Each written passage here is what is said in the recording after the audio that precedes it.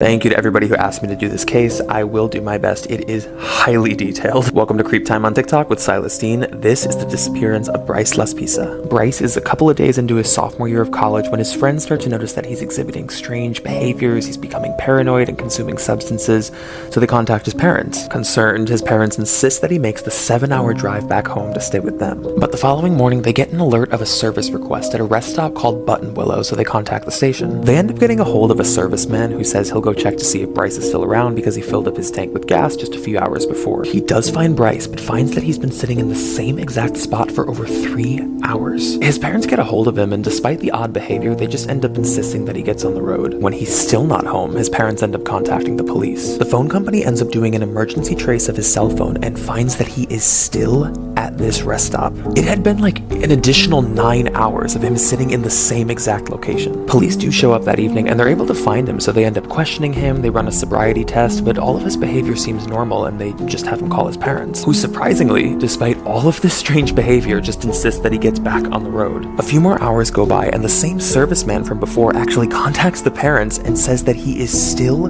sitting at this rest stop doing nothing. He basically ushers Bryce into his car and then follows him onto the highway to make sure he gets on the road. This would be one of the last verified sightings of Bryce. Follow for part 2.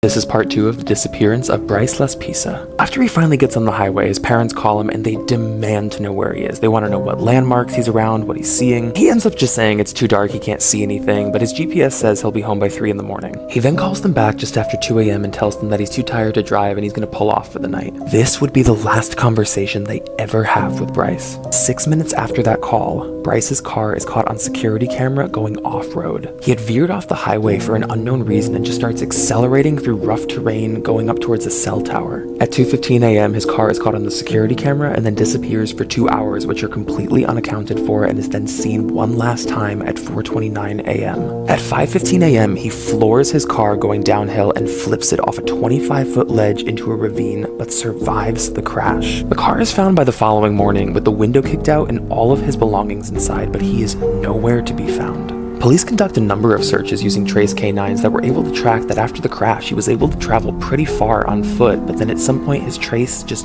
disappears. It's possible after the crash he had some sort of head injury and couldn't remember who he was, and he had just wandered off in confusion and gotten lost. But despite multiple search efforts, none of his remains nor any evidence of his whereabouts has ever been found. Till this day, the case is marred with endless questions about what really happened to Bryce that night.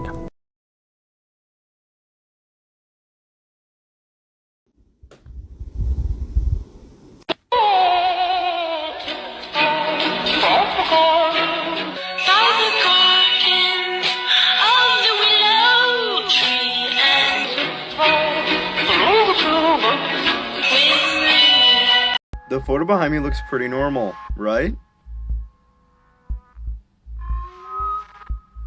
As you might be able to tell, this man was impersonating a cop, but that's not why he was arrested. Before this photo was taken, he killed 77 people. He set up bombs which killed 8 people and injured 250. He then went to a camp that was on an island and opened fire. He shot anything that moved. Since he was dressed as a police officer, all the kids would run to him for help, only to be shot. Daisy, Daisy, give me your answer, do. I'm half crazy, all for the love of you. Daisy, Daisy, give me your answer, do.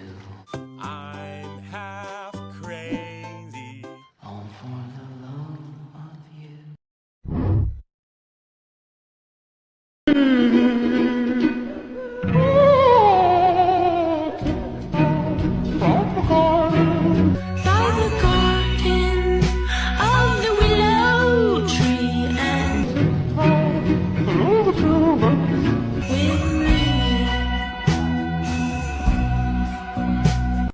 Disturbing backstories.